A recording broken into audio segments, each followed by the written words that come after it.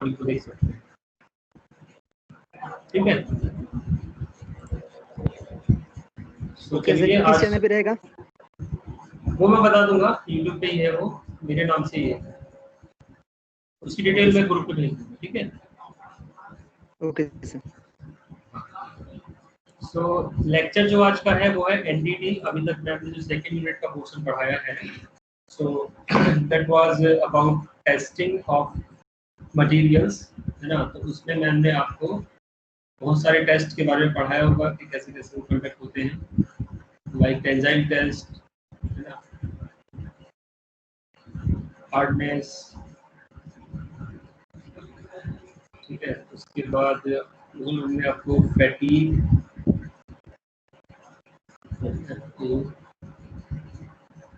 Fatigue और creep के बारे में पढ़ाया होगा। ठीक है, फैटीग एंड क्रीप, ये सब चीजें हो गई है ना। Yes sir. Yes sir. ठीक है, यस सर। हाँ, तो अब हम जो पढ़ने जा रहे हैं वो है एनडीटी, जिसका फुल फॉर्म क्या होता है, animal please tell me. Non destructive testing. हाँ, इसको फुल फॉर्म होता है नॉन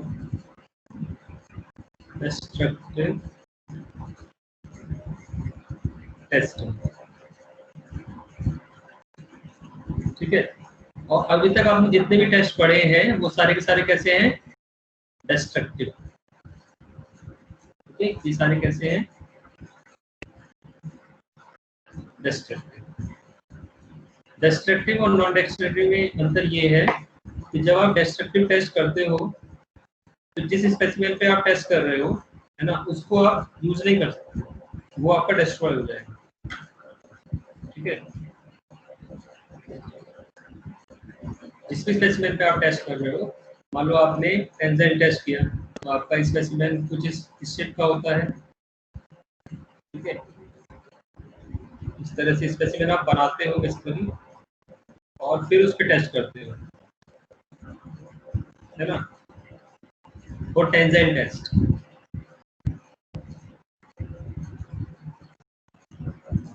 ठीक है, और टेस्ट करने के बाद आपको पता है कि स्पेसिमेन आपका यहाँ से ब्रेक हो जाएगा, है ना, आफ्टर द टेस्ट यहाँ पे दो पार्ट में वो डिवाइड हो जाएगा।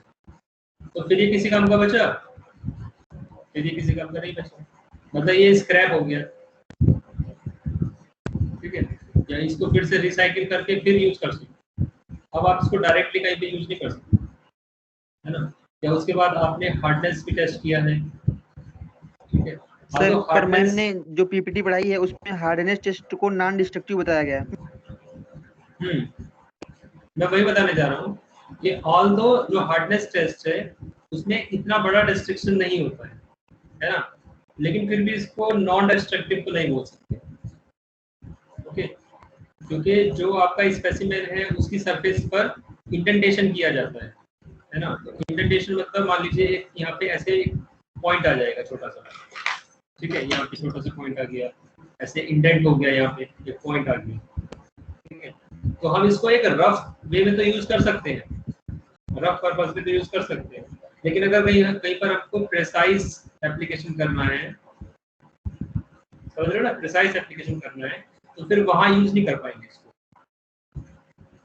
ठीक है, बट वहां पे भी हार्डनेस टेस्ट में भी दो टाइप के आपके होते हैं जो मेजर क्लासिफिकेशन है, एक है मैक्रो और दूसरा है माइक्रो। ठीक है, मैक्रो में जो इंडेंटेशन होता है वो काफी बड़ा होता है as compare to micro. Okay, so micro hardness अगर आप कर रहे हो जिसमें कि आपका वीकर हार्डनेस जो आता है वो माइक्रो आता है। ठीक है, VH, तो आप वीकर अगर कर रहे हो तो इसमें इंडेंटेशन बहुत छोटा आता है, लेकिन फिर भी इसको नॉन डिस्ट्रक्टिव नहीं बोल सकते। Okay, it can not be called as non destructive because there is some indentation, there is some crack at the surface।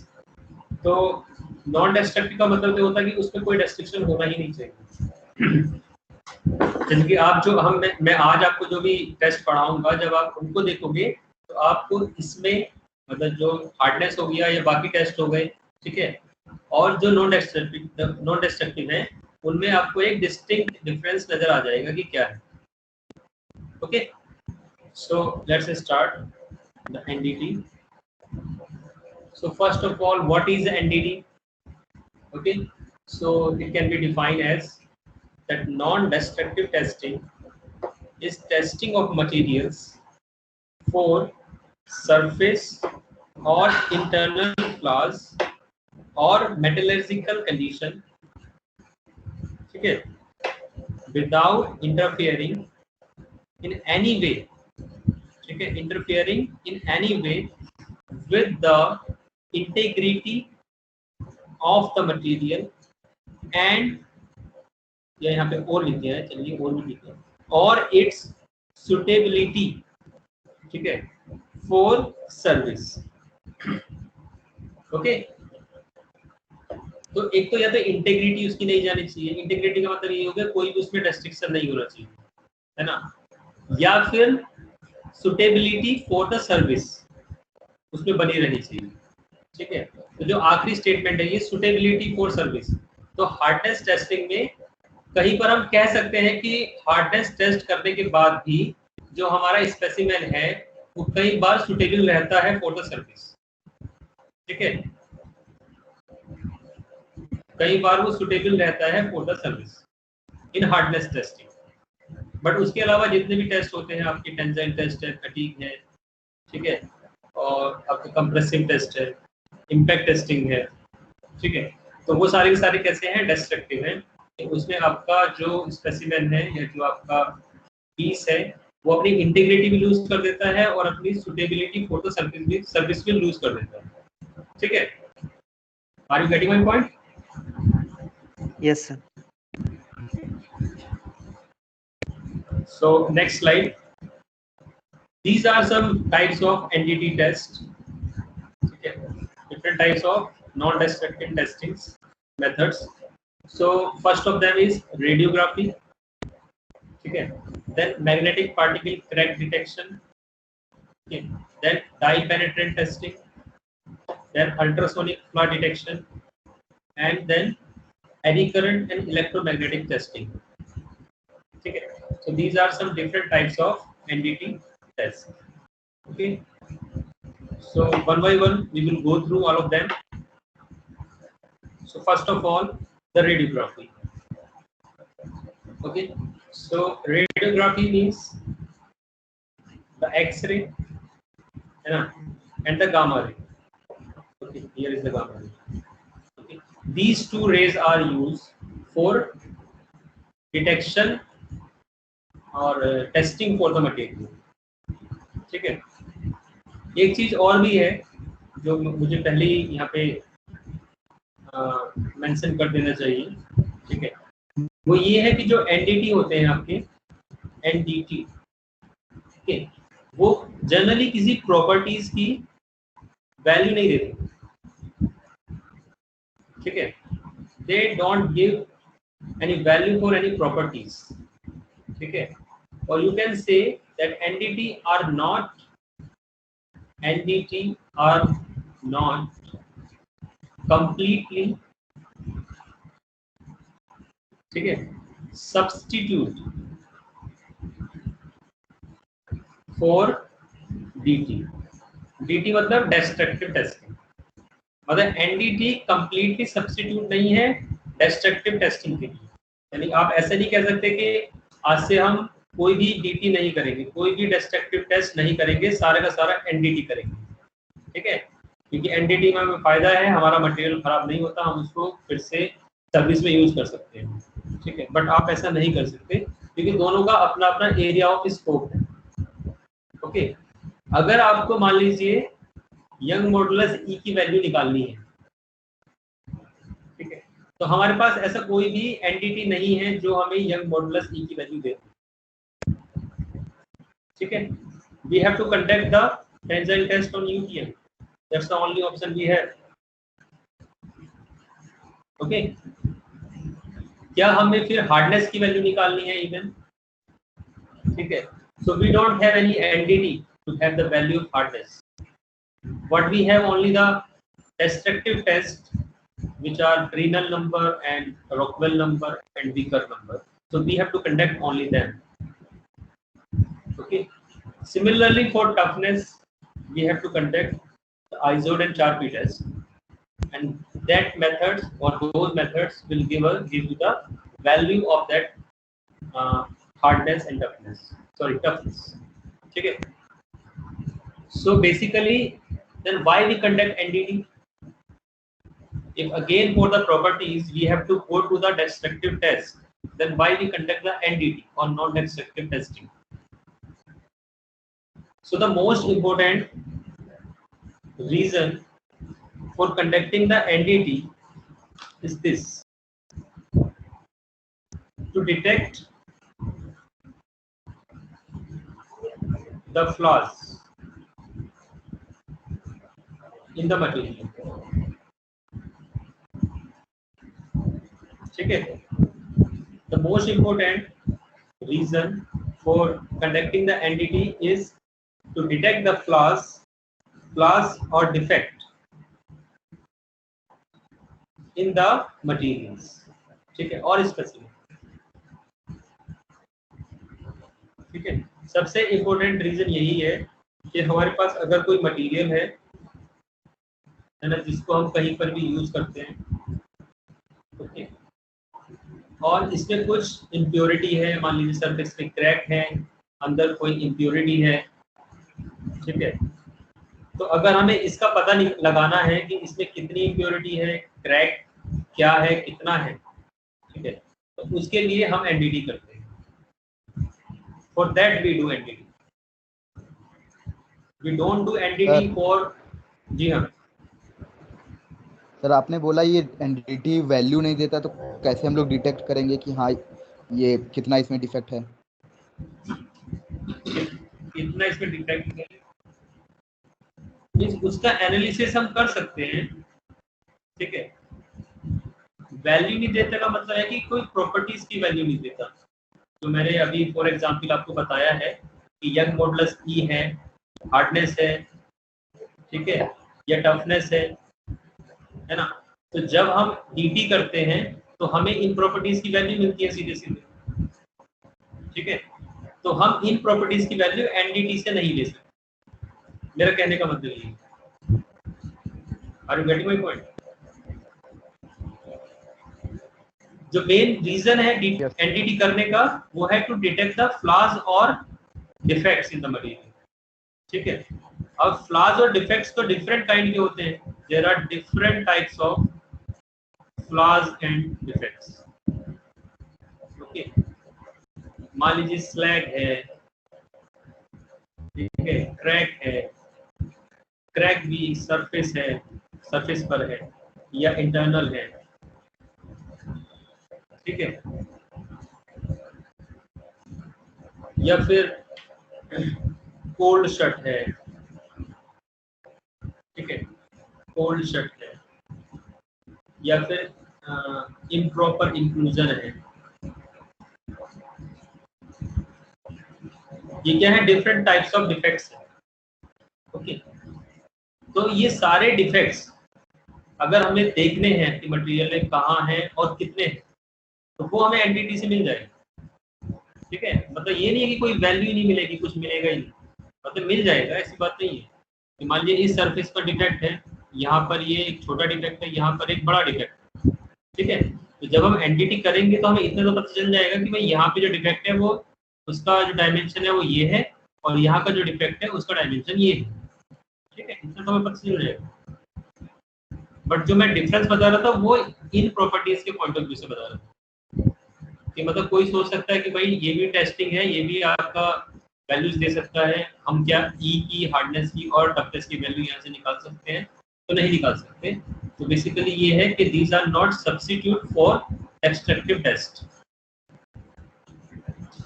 ठीक है। Am I clear? Yes sir. Yes sir. ठीक है, ठीक है। तो बेसिकली ये था कि जो एनडीटी हमें करना है एक एडिशनल वे में करना है ना, कि पहले हमने अपना स्पेसिमेन जो बनाया है उसके में और प्रॉपर्टीज तो पता ही है, बट उसमें डिफेक्ट फ्लॉज क्या है और कितने एक्सटेंड में प्रेजेंट है, अगर हमें वो जानना है तो उसके लिए हम एनडीटी करेंगे, ओके। तो उसे मैंने बताया था ये कुछ टाइप्स ऑफ एनडीटी हैं, अलग अलग मेथड्स हैं, तो वन बाय वन हमें उनको देखना है। तो सबसे पहले first of them is radiography. ठीक है, तो रेडियोग्राफी जो होता है वो आपका एक्सरे और अदर जो रेडियो वेव्स होते हैं, उसमें गामा भी आता है आपका, उसके लिए होता है। तो ये सारी, पहली बात तो ये इलेक्ट्रोमैग्नेटिक वेव्स हैं, ठीक है, आपको पता होना चाहिए। और इलेक्ट्रोमैग्नेटिक वेव्स होने का मतलब ये है कि they can travel in the vacuum. ठीक है, जितनी भी इलेक्ट्रोमैग्नेटिक वेव्स होती है they can travel in the vacuum, उसका मतलब ये है। ठीक है, सो हम यहाँ पे बेसिकली जो दो वेव यूज करते हैं उसमें एक है आपकी एक्सरे और दूसरी आपकी गामा रे। ओके, तो पहले मैं आपको इसका डायग्राम दिखा देता हूँ, फिर हम इन पॉइंट्स को डिस्कस करेंगे। ये जो पॉइंट्स हम मैट्रिक्स की डिस्कस करेंगे, ये इसका डायग्राम है। दोनों रेज के लिए प्रोसेस सेम होता है लगभग। ठीक है, ये हमारा सोर्स ऑफ रेडिएशन यहाँ पे होगा कुछ, मतलब ये एक्स रे के लिए भी सेम है और गामा रे के लिए भी सेम है। ठीक है, यहाँ से रेडिएशन जाएगा। ओके, अब आपका ये सैंपल है, इस तरह का सैंपल हमने लिया है और उसके अंदर ये इंटरनल डिफेक्ट है। ठीक है, this is the defect. Okay, उसके मतलब दूसरे एंड पर एक फिल्म रहेगा, ठीक है, या स्क्रीन रहेगा। ओके, और ये एक्सरे क्या होगा, जब इससे पार हो जाएगा तो इस स्क्रीन पर एक उसका फोटो आएगा। ठीक है, this is the systematic illustration of a typical exposure arrangement of radiography. The source of radiation can be either X ray tube और ए रेडियोएक्टिव आइसोटोप्स। ठीक है, तो एक्सरे ट्यूब से तो हमारा क्या मिलेगा, एक्सरे मिलेगा, है ना, और रेडियो एक्टिव आइसोटॉप से क्या मिलेगा, गामा रे मिलेगा। ठीक है, तो कुछ भी हो सकता है दोनों में से। तो इस तरह से ये आपका टेस्ट सेट मतलब सेटअप है यहाँ पे, और जो आपको मिलेगा रिजल्ट में वो ये मिलेगा, प्रोसेस्ड फिल्म एक मिलेगी। ठीक है, तो उसमें आप देख सकते हो कि ये यहाँ पे हमें दिख रहा है कि वो एकदम यूनिफॉर्मली एक कलर दिखाई दे रहा है, कुछ नहीं है, कोई प्रॉब्लम नहीं है। ठीक है, बीच में यहाँ पे कुछ इस तरह का फोटो निकल के आया है, this is due to this irregularity at the surface, क्योंकि हमें वैसे ही विजिबल है, ये तो नेकेड आई से विजिबल है।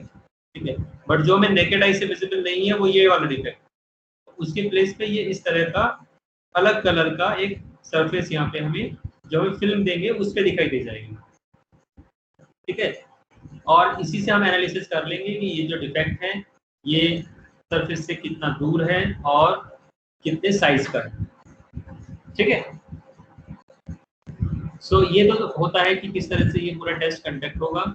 उसके बाद जो भी हम इसमें दो रेज यूज कर रहे हैं, one is X ray and another is gamma ray. ठीक है, तो उनके बारे में थोड़ा देखना है और इसको कैसे करते हैं, क्या थिकनेस लेते हैं, उसके बारे में थोड़ा देखना है।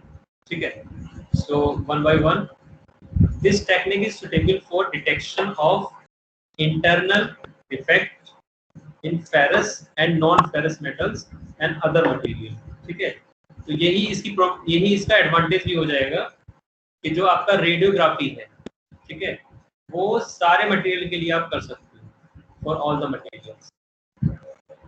ठीक है, उसमें मेटल नॉन मेटल का कोई प्रॉब्लम नहीं है, आप सबके लिए रेडियोग्राफी कर सकते हो। ठीक है, then X ray generated electricity,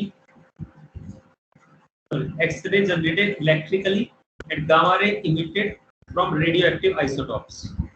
okay, you know it कि एक्सरे आप कैसे जनरेट करते हो और गामा रेज कैसे जनरेट होती है। गामा रेज जनरेट होती है आपके रेडियोएक्टिव आइसोटॉप से, है ना, are penetrating radiation which is differentially absorbed by the material through which it passes, है ना। दोनों के लिए सेम सेंटेंस है कि जो भी ये रेज है आपकी एक्सरे और गामा रे, है ना, एक्सरे आपकी इलेक्ट्रिकली जनरेट हो रही है इलेक्ट्रिसिटी से और गामा रे आपकी जनरेट हो रही है रेडियोएक्टिव आइसोटॉप से। तो दोनों की दोनों क्या करती है, पेनेट्रेटिंग नेचर की होती है, पेनेट्रेट कर जाती है मटेरियल को, और जो पेनिट्रेट करती है तो उसमें से मटेरियल कुछ एब्जॉर्ब भी करता है। ठीक है, the greater the thickness the greater the absorption, जितनी ज्यादा मटेरियल की थिकनेस होगी उतना ज्यादा एब्जॉर्प्शन होगा। अगर एक मटेरियल इस थिकनेस का है, दूसरा मटेरियल इस थिकनेस का है, ठीक है, सेम मटेरियल, तो इस वाले मटेरियल के लिए एब्जॉर्प्शन ज्यादा होगा, इसके लिए कम होगा। ठीक है, furthermore, the denser the material, the greater the absorption, है ना? अगर डेंसिटी भी ज्यादा होगी इस मटेरियल की तो उतना ही absorption ज्यादा होगा. Okay. Then in the continuation, material with internal voids is tested by placing the subject between the source of radiation and the film. उन दोनों के बीच में हम रख देते हैं. हमने देखा था कि यहाँ पे सोर्स ऑफ रेडिएशन था, यहाँ नीचे आपका फिल्म था. ठीक है, तो बीच में आप यहाँ पे अपना मटेरियल पुट कर दो. उसमें जो भी डिफेक्ट है यहाँ पे अंदर इधर उधर, ठीक है, यहाँ पे वो सारे डिफेक्ट हम इस मेथड से फिर आगे प्रोसेस कर लेंगे. ठीक है, ये आपका रेडिएशन आ रहा है, ऐसे इसके आर पार निकल गया और इस फिल्म तक पहुंच गया. This is the film, this is the sample, ठीक है, and this is the source of radioactivity. ठीक है, the void show a darkened area. जहां भी कोई वॉइड होगा वहां पे एक डार्कन्ड एरिया नजर आएगा हमें on the processed film. In X radiography the penetrating power is determined by the number of volts applied to the X ray tube. X ray radiography में जो पेनिट्रेटिंग पावर है, ठीक है, वो किस पे डिपेंड करती है कि हम एक्स-रे ट्यूब पर कितना वोल्टेज अप्लाई कर रहे हैं. In steel, approximately 1000 volts per inch thickness is necessary. ठीक है, अगर हमें 1 इंच थिकनेस से टेस्ट करना है तो हमें जो एक्स-रे है वो कम से कम 1000 वोल्ट से प्रोड्यूस करना पड़ेगा. Okay, and accordingly it will increase. अगर हमें 10 इंच पे टेस्ट करना है, 10 इंच पे, तो हमें 10,000 वोल्ट का एक्स-रे प्रोड्यूस करना पड़ेगा. ठीक है, तभी उसमें इतनी पावर होगी, इतनी पेनिट्रेशन पावर होगी कि वो इसके पार जाएगा. जब तक इसके पार नहीं जाएगा हमें कोई इंफॉर्मेशन ही नहीं मिलेगी. अगर हमने एक्स-रे या इवन गामा रे प्रोड्यूस किया और वो इसमें ही एब्जॉर्ब होके रह गया, ठीक है, then we will not get any information. We will get information only when it passes through the object and reaches the screen. क्योंकि जो भी इंफॉर्मेशन है ये वहीं पर आपको प्रोवाइड करेगा. ओके, ये आपका था एक्सरे के लिए. तो सिमिलरली ये वाली लाइन है आपकी गामा रे के लिए. तो गामा रेडियोग्राफी वो आइसोटॉप से गवर्न होती है. वहां पे कुछ वोल्टेज इलेक्ट्रिसिटी का कोई वो नहीं है, रोल नहीं है. ठीक है, और उसमें जो पेनिट्रेशन पावर है वो डिपेंड करती है, वो किस पे डिपेंड करती है. एक तो वो एक आइसोटॉप जो रहेगा उसके लिए अनअल्टरेबल रहेगी. उसके लिए आप उसको बदल नहीं सकते, क्योंकि आपको पता है गामा रे क्या है, नेचुरली निकलती है. जो भी आपके रेडियोएक्टिव मटेरियल हैं उससे गामा रे आपकी अपने आप निकलती है. उसके लिए आपको उसमें कोई वोल्टेज प्रोवाइड करना या कुछ और प्रोवाइड करने की जरूरत नहीं पड़ती. ठीक है, तो इसका एग्जांपल दिया है कि अगर आप इरिडियम 192 यूज कर रहे हो तो आप 1/2 से 1 इंच स्टील पर टेस्ट कर सकते हैं. और अगर आप सीजियम 134 यूज कर रहे हो तो आप 3/4 इंच से लेके 21/2 इंच स्टील तक पर टेस्ट कर सकते हो. ठीक है, मतलब ये है कि इसकी जो गामा रे होगी वो अलग होगी, उसकी पेनिट्रेटिंग पावर अलग होगी, और सीजियम 134 की गामा रे की पेनिट्रेटिंग पावर अलग होगी. एक आइसोटॉप के लिए जैसे सीजियम 134 एक है, इसके लिए इसकी गामा रे की पेनिट्रेशन पावर अनअल्टरेबल है. वो आप किसी भी मेथड से उसकी पेनिट्रेटिंग पावर को ना बढ़ा सकते हो ना घटा सकते हो. Similarly for iridium 192 the penetrating power is unalterable. उसको बदल नहीं सकते हो किसी मेथड से. ठीक है, Are we clear?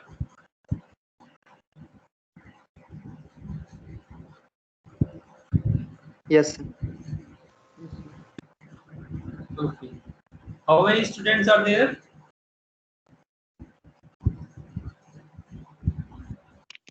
Sir, 65. 65. 66. Okay, ठीक है। तो ये डायग्राम हमने पहले ही डिस्कस कर लिया है। इसके बाद इसके एडवांटेजेस और डिसएडवांटेजेस हैं, तो एक बार बस वन बाय वन हम मार लेते हैं इसको, ठीक है।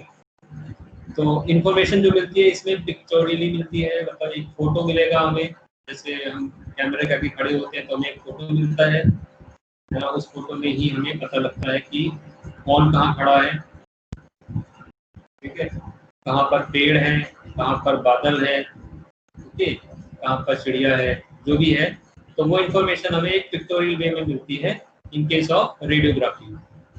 यहाँ पे भी हमें एक फोटो मिलेगा, ठीक है, जैसे एक्सरे कराते हैं ना, किसी को कोई अगर बोन क्रैक हो जाता है या चेस्ट में कुछ प्रॉब्लम होती है तो उसका एक्सरे होता है, तो उसमें भी आपको वैसे ही पता चलता है, ठीक है, कि आपका जो भी कुछ प्रॉब्लम हुआ है आप इस फोटो में देख के, या जो भी डॉक्टर है वो इस एक्सरे को देखकर बता देते हैं, ठीक है। तो similarly is for the specimen also, कि आपने जो स्पेसिमेन का एक्सरे किया है उसके अंदर अगर कुछ फ्लॉ या डिफेक्ट या कुछ भी है तो उसको जो उसका जो आपको फोटो मिलेगा, है ना, उसको देख के आप पता लगा लोगे एज ए इंजीनियर कि उसका जो फ्लॉ है, डिफेक्ट है, वो क्या है और कितना है। The permanent record is provided, which may be viewed at a time and place distant from the test. So this is one more advantage. अगर आपने टेस्ट किया गोरखपुर में, है ना, और आपको ये किसी को भेजना है दिल्ली में, ठीक है, तो आप किसी को दिल्ली में किसी को भेज दो, है ना, तो वो क्या है कि कहीं दूर बैठा व्यक्ति भी उसको एज इट इज देख सकता है, ओके। वैसे कुछ बहुत अच्छा एडवांटेज नहीं है, बस लिखने के लिए है ये। So useful for thin section, ये एक एग्जाम, ये एक एडवांटेज अच्छा है कि कई टेस्ट में क्या होता है कि थिन सेक्शन जैसे रहता है ना, थिन शीट रहती है ऐसे करके, है ना, तो उस पे टेस्ट हम नहीं कर पाते हैं, बट एक्सरे में हम थिन सेक्शन पर भी टेस्ट कर सकते हैं। जैसे हमने देखा था कि 1/2 इंच, है ना, या उससे भी कम अगर आपको करना है तो आप एक्सरे या गामा रे को यूज कर सकते हो। Sensitivity declared on each film, okay, इसमें जो फिल्म आपको मिलती है उस पे सेंसिटिविटी भी लिखी होती है कि कितनी सेंसिटिव है आपका रिजल्ट और जो आपने एक्सरे गामा रे यूज किया है। सुटेबल फॉर एनी मटेरियल, ये इसका सबसे बड़ा एडवांटेज है कि this is suitable for any material. कई बार कुछ शॉर्ट क्वेश्चन बनते हैं, ठीक है, शॉर्ट क्वेश्चंस, उसको वो कह देते हैं कि भाई अगर मेटल पे आपको एनडीटी करना है तो आप कैसे करोगे, या आपको नॉन मेटल पे एनडीटी करना है तो कैसे करोगे। आगे हम जो कुछ और मेथड्स पढ़ेंगे तो उसमें ये है कि एक पर्टिकुलर मेथड है, जैसे मैं एक नाम आपको बताता हूँ, मान लो है मैग्नेटिक पार्टिकल, ठीक है, मैग्नेटिक पार्टिकल डिटेक्शन। तो जो मैग्नेटिक पार्टिकल डिटेक्शन है वो आपका सिर्फ फेरस मेटल के लिए काम कर सकता है, मेटल में भी सिर्फ फेरस, ओके। तो इसका एरिया ऑफ स्कोप बस ये हो गया कि भाई आपको अगर फेरस मेटल पे कुछ टेस्ट करना है तो आप मैग्नेटिक पार्टिकल डिटेक्शन कर सकते हैं। इसी तरह से है एडी करंट, तो एडी करंट भी आपका, क्योंकि आपको इलेक्ट्रिसिटी उसमें फ्लो करानी है, तो जो इलेक्ट्रिकल कंडक्टर होंगे, मेटल्स होंगे, तो आप एडी करंट वहां पे यूज कर सकते हो, okay. But here you can apply it to any material, whether it be metal, non-metal, ceramic, polymer, ठीक है, composite or any other, आप कहीं पर भी ये अप्लाई कर सकते हो। even you can apply it in advanced material, ठीक है। so this is applicable to all the material। तो ये सबसे important इसका एडवांटेज है, ये याद रखना है आपको, that this is applicable to any material or all the materials। There are some disadvantages also, so one by one we go through them। Generally an inability to cope up with thick section, क्योंकि क्या है कि आपने देखा कि 1/2 से लेके 1 inch तक कितना वोल्टेज चाहिए था आपको, 1000 वोल्ट, ठीक है। और आप अगर और सेक्शन की लेंथ बढ़ाते जाओगे, है ना, थिकनेस बढ़ाते जाओगे, तो फिर हम इसको पेनिट्रेट कर पाए, हम ऐसा एक्सरे प्रोड्यूस नहीं कर पाओगे और ऐसा हमारे पास गामा रे भी नहीं रहेगा कि हम इसको पेनिट्रेट कर पाए। ओके, आल्दो उसकी कभी हमें ज़्यादा जरूरत पड़ती नहीं है, क्योंकि अगर सेक्शन बहुत ज़्यादा बड़ा हो गया, आपको बहुत ज़्यादा थिकनेस हो गई, है ना, तो हम उसको टेस्ट भी नहीं करते। ठीक है, जनरली हम जो टेस्टिंग करते हैं वो 1 से 2 इंच इतनी थिकनेस की मटेरियल ही टेस्ट करते हैं, बहुत बड़े स्पेसिमेन हम टेस्ट नहीं करते हैं इसी में। ठीक है, बट फिर भी कहीं पे हो सकता है कि हमें ज़्यादा थिकनेस का एक स्पेसिमेन मिले, उसको टेस्ट करना पड़े, है ना, ये भी 5 इंच का। ठीक है, तो उस समय हो सकता है कि हमारा जो एक्सरे है वो इतना पेनिट्रेटिंग पावर का प्रोड्यूस करना हमारे लिए मुश्किल है। ठीक है, ये जो गामा रेज हमें मिलते हैं वो भी हम इतना पावर का पेनिट्रेट करने का हम प्रोड्यूस ना करते। There are some possible health hazard also in case of X-ray and gamma ray. Need to direct the beam accurately for two-dimensional defect. देखो, डिफेक्ट जो होता है आपका किसी भी मेटल के अंदर जो है ना, अगर क्रैक है तो बस वो एक लाइन रहेगा ऐसे करके, ठीक है, इन केस ऑफ क्रैक। लेकिन अगर कोई वॉइड है, VOID वॉइड, वॉइड आप समझ लो मतलब कि मेटल का पीस है लेकिन उसके अंदर एक खाली जगह है ऐसे करके, मतलब जब हम ये मेटल बना रहे थे, पीस बना रहे थे, तो ये ऐसे खाली जगह अंदर रह गई, है ना, तो ये एक 3 डायमेंशनल हो गया आपका जो वॉइड है, ये 3D में हो गया। ठीक है, तो इस तरफ से हम देख रहे हैं तो हमें ये 2D में ऐसा दिखाई दे रहा है, जब हमें ऊपर से देखेंगे तब भी हमें ये यहाँ पे ऐसा दिखाई देगा। जब हमें ऊपर से देखेंगे टॉप व्यू में तो हो सकता है हमें ये इसी जगह पे ऐसा नजर आए, इस तरह।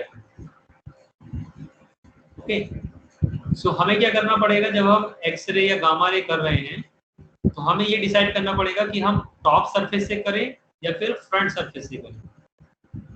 We have to choose a surface. Okay, so that's the point, we need to accurately direct the beam, कि हमें किस सरफेस पे बीम को डायरेक्ट करना है, इस सरफेस पे डायरेक्ट करना है या फिर इस सरफेस पे डायरेक्ट करना है। ठीक है, क्योंकि 2 डायमेंशनल में यहाँ पे ये डिफेक्ट इस तरह का नजर आएगा और टॉप से जब देखोगे तो कुछ इस तरह का नजर आएगा। और अगर आपको कंप्लीट इसकी स्टडी करनी है तो फिर तो आपको दोनों करना पड़ेगा, कि आप पहले इस सरफेस से करो और दूसरा इस सरफेस पे करो।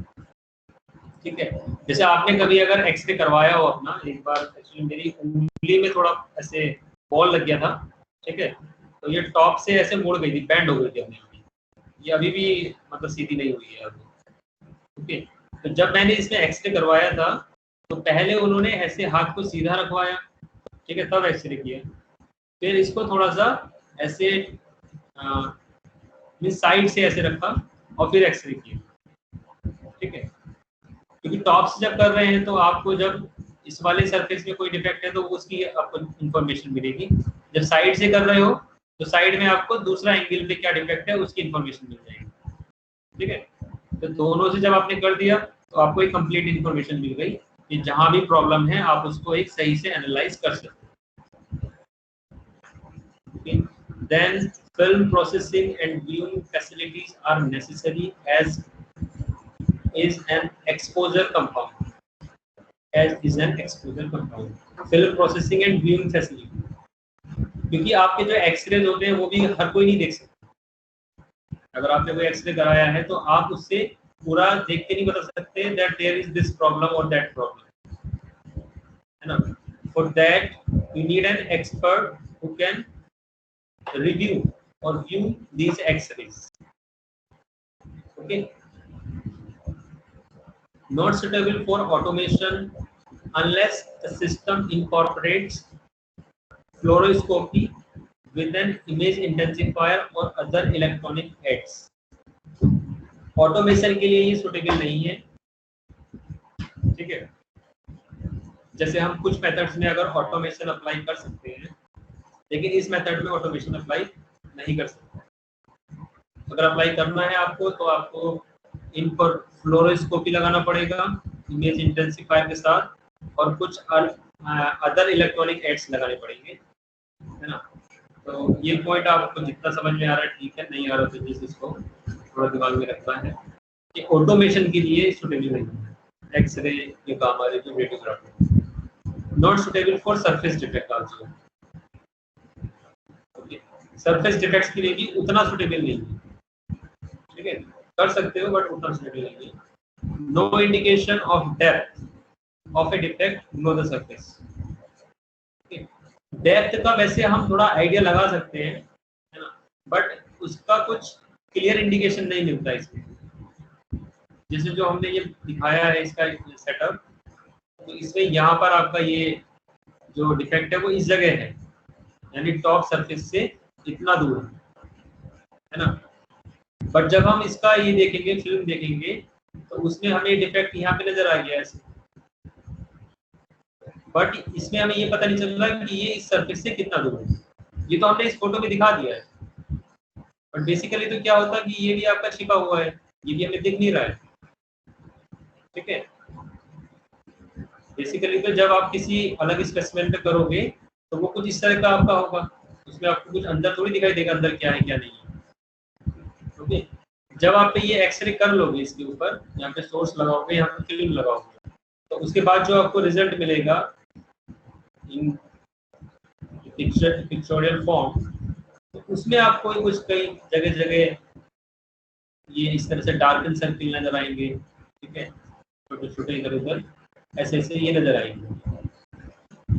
तो इसमें आपको ये पता चल रहा है, ये तो पता चल रहा है कि जो इसकी टॉप सरफेस है, जब आपने इस पे स्ट्राइक किया कोई भी रेडियोग्राफी एक्सरे या गामा रे को, तो उस सरफेस के परपेंडिकुलर ये ऐसे ऐसे डिफेक्ट्स है ना। बट ये यहाँ से कितनी डिस्टेंस पर है कौन सा डिफेक्ट, वो हमें यहाँ से आइडिया नहीं मिल रहा है, ओके। सो एक्सरे और गामा रे रेडियोग्राफी हो गया, मेथड हो गया, उसके एडवांटेज हो गए, डिसएडवांटेज हो गए। Is it clear up to here? ये मेथड आपका पूरा हो गया?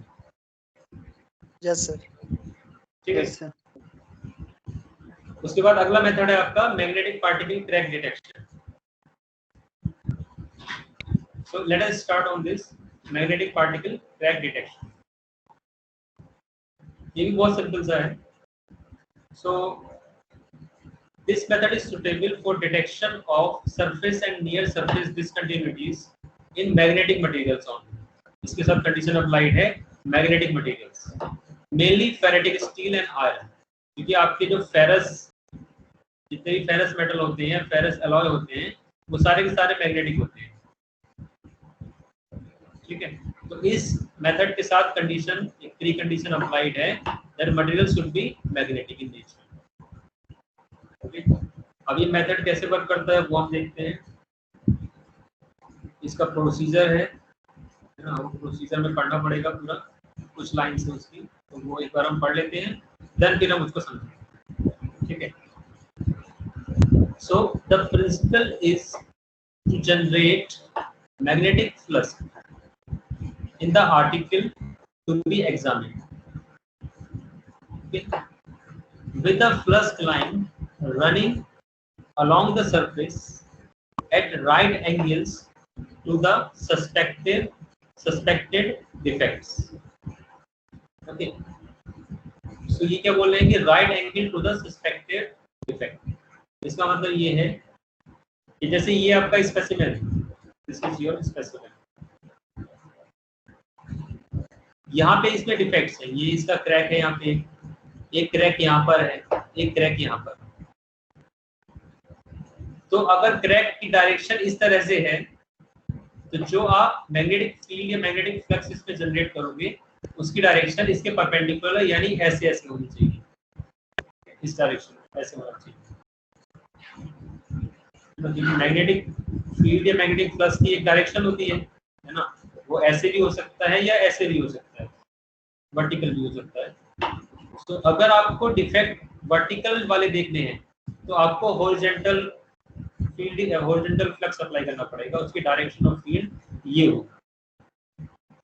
ऑन द अदर हैंड अगर आपके डिफेक्ट ऐसे हैं, हॉरिजॉन्टल हैं, this is your crack number 1, 2 and 3, okay, तो इन डिफेक्ट को आपको अगर डिटेक्ट करना है तो आपके फिर फील्ड की डायरेक्शन ये होगी वर्टिकल, ठीक है। So this is the first point. Then when the flux lines approach a discontinuity, they will stray out into the air at the mouth of the crack. Okay. So देखो एक बार मैं फिर से थोड़ा सा बैक जा रहा हूँ, इसको आप फिर से एक बार पढ़ो। This, हाँ बेटा क्या हुआ? कोई क्लास है? Is there any class? हाँ जी बेटा कोई क्लास है आपकी? नो सर क्लास नहीं है कोई। अच्छा ठीक है, फिर इसको कंप्लीट कर लो, है ना, क्योंकि कोई मतलब भरोसा नहीं है, अभी टीम्स चल रहा है ना, आप लोग भी हो अवेलेबल, मैं भी अवेलेबल हूँ, तो इसको कंप्लीट कर लें, ठीक है। और ये मान के चलिए कि ये लगभग 5 बजे तक आपका लेक्चर जाएगा, ओके। ये मेथड करने के बाद चाहो तो 1-2 मिनट का ब्रेक ले लेंगे, but we need to complete this PPT today. Is it clear?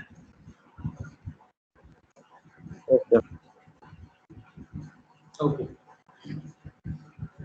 सो एक बार फिर से देख लो, जो ये मेथड है सुटेबल किसके लिए है? Surface and near surface discontinuity only, okay. अगर कोई इंटरनल डिफेक्ट है, इंटरनल डिफेक्ट के लिए सुटेबल नहीं है, it is not suitable for internal defect.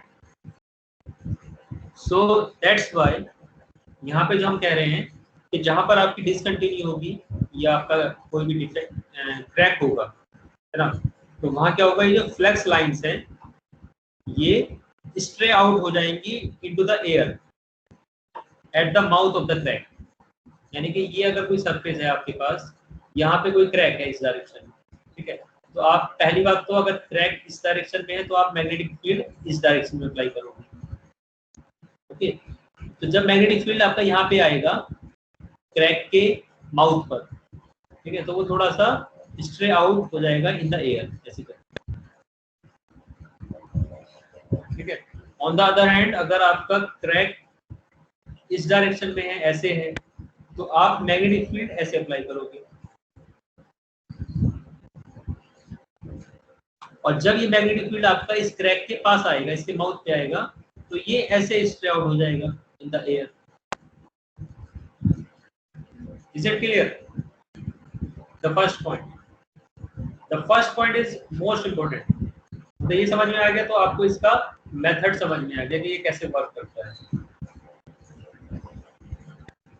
बेटा क्लियर है ये?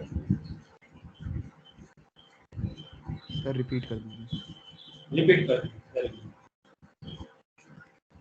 चलिए रिपीट कर देते हैं।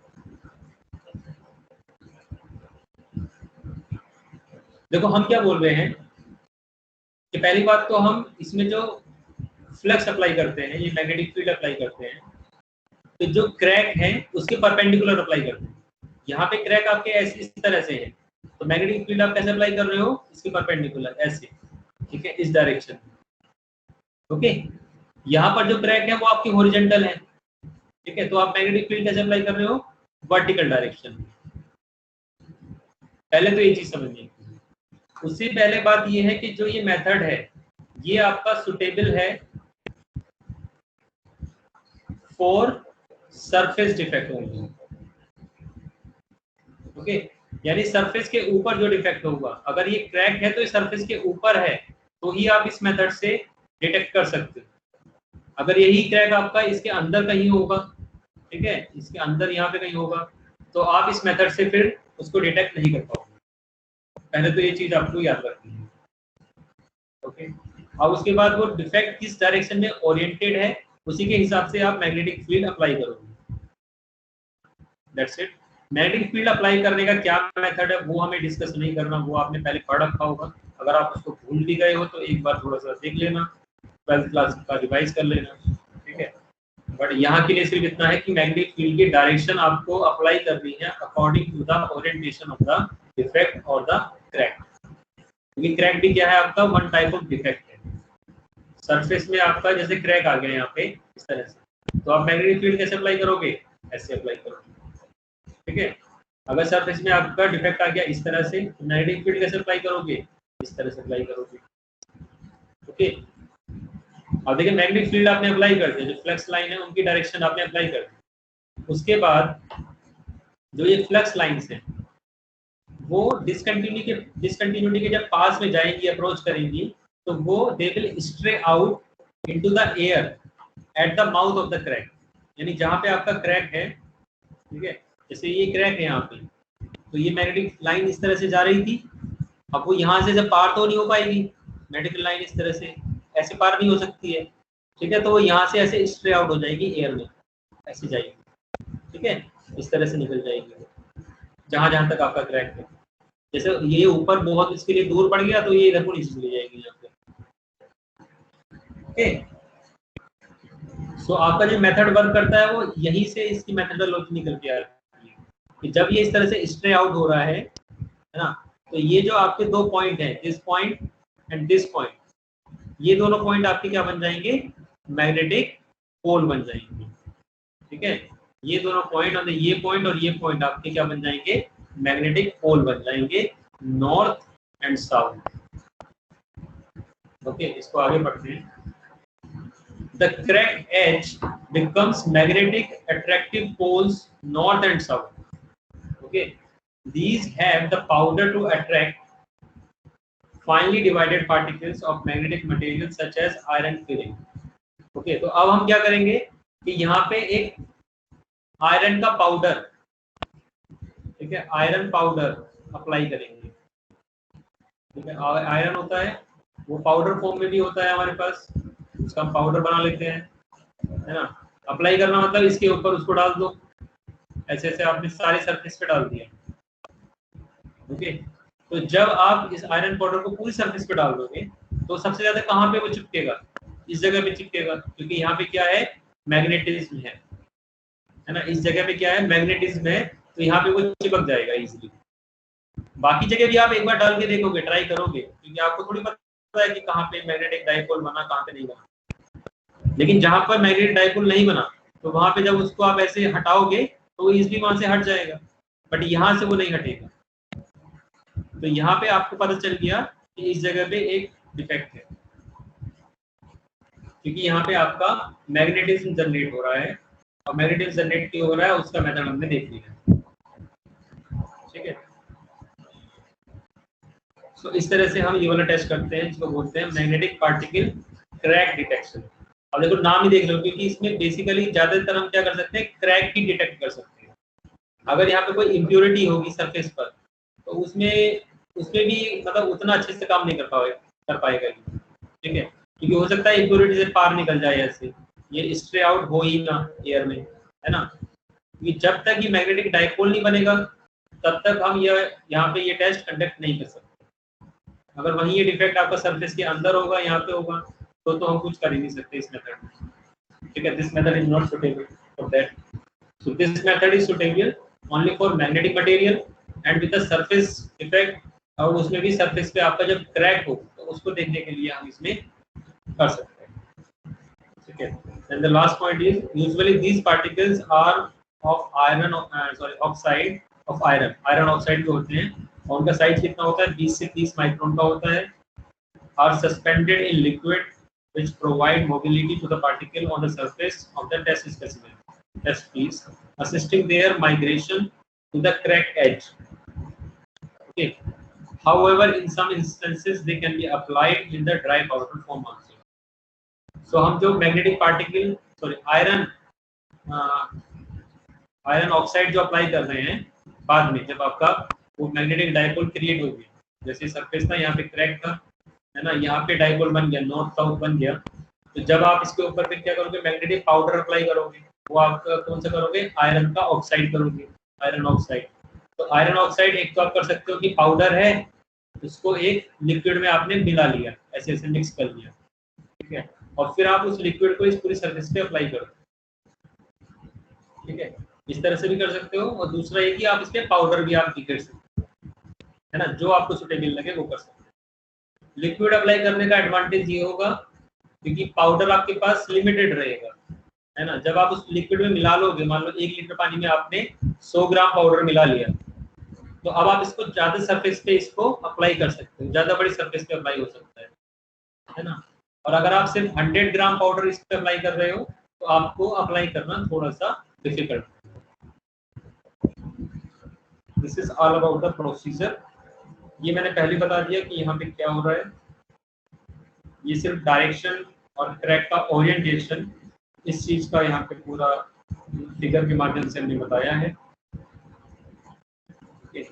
एडवांटेज और डिसएडवांटेज इसके, simplicity of operation and application, यहाँ पे हम कह सकते हैं as compare to X-ray and gamma ray, can be automated apart from viewing, ठीक है।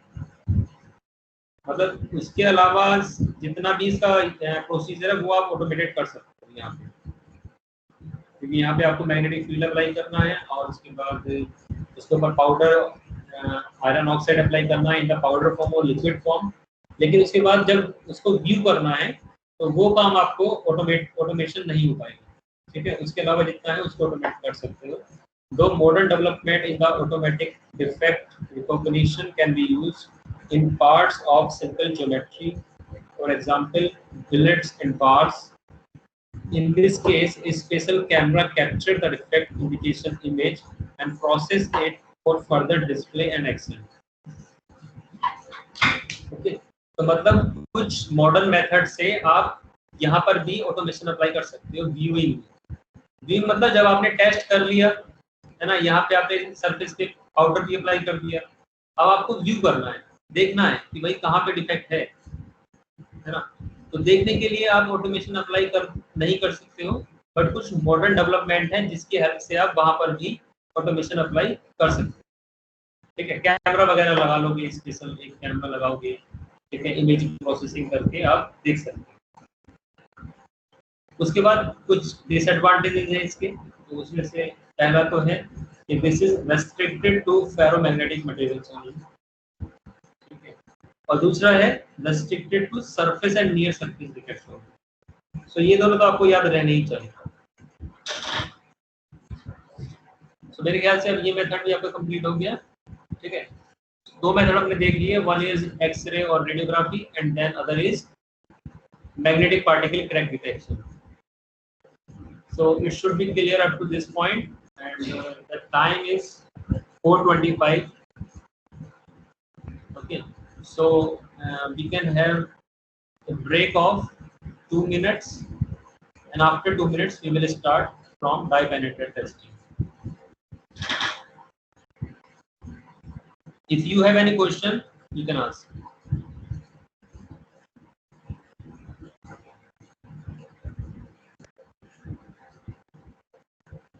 No question?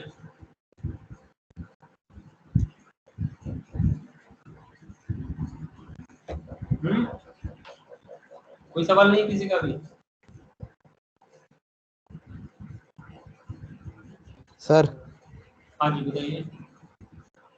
Sir iron powder में 20 माइक्रोन ये सब क्या सर क्या बताया तो सुन नहीं पाए ठीक से, एक बार एक्सप्लेन कर दीजिए। बेटा वो साइज है पार्टिकल का, ठीक है। मतलब जो आपका पाउडर होता है वो किस साइज का है, तो अगर आप उसका एक जैसे पाउडर है ये ऐसे ऐसे बिखरा हुआ है यहाँ पे, है ना, तो अगर आप इसका एक पार्टिकल लोगे तो उसका जो डायमीटर या डायमेंशन है वो कितना है, 20 माइक्रोन का है। 20 माइक्रोन मतलब समझ सकते हो आप 20 × 10⁻⁶ मीटर, ठीक है, समझ में आ गया।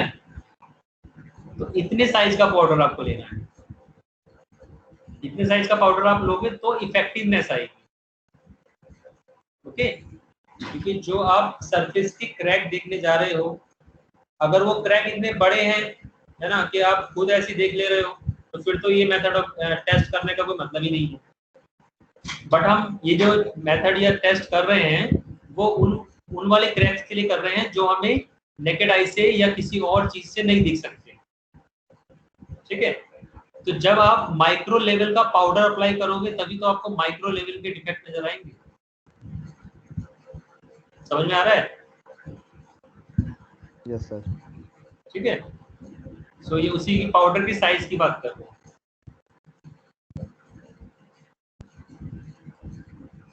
चलिए 2-3 मिनट का ब्रेक लेते हैं और अभी 4:27 हो रहा है। We will start at 4:30। ठीक है, 4:30 में स्टार्ट करते हैं और ये लगभग आधा घंटा आपका चलेगा। 4:30 से 30 मिनट्स के लिए आप अच्छे से तैयार होकर बैठ जाना। Okay sir. हाँ जी बोलिए। सर बाकी क्लास नेक्स्ट क्लास में कर दीजिए। थक गए क्या? यस सर, बहुत ज्यादा। अच्छा सर सब बाउंड जा रहा है। चलिए ऐसी बात है तो फिर, लेकिन फिर आपको इस सर वीक थोड़ा रहना पड़ेगा शेयर कर प्रिपेयर। दीजिएगा सर। सर ये इसी से स्टार्ट कर पीपीटी दीजिएगा तो मैं अगली शेयर कर क्लास में। दूंगा, पीपीटी तो मैं शेयर कर दूंगा, बट आपको ये समझिए कि इस वीक थोड़ा सा तैयार रहना पड़ेगा कि हम 1-2 क्लास थोड़ा लेंथी रहेंगे, है ना? नहीं तो सिलेबस का प्रॉब्लम हो जाएगा। Sir Okay. 1 घंटे से ज्यादा हो Okay, जाता है तो बाउंड जाने लगता है, कुछ क्लास का मतलब ही नहीं रहता है। बेटा ये भी तो है ना कि 1 घंटे में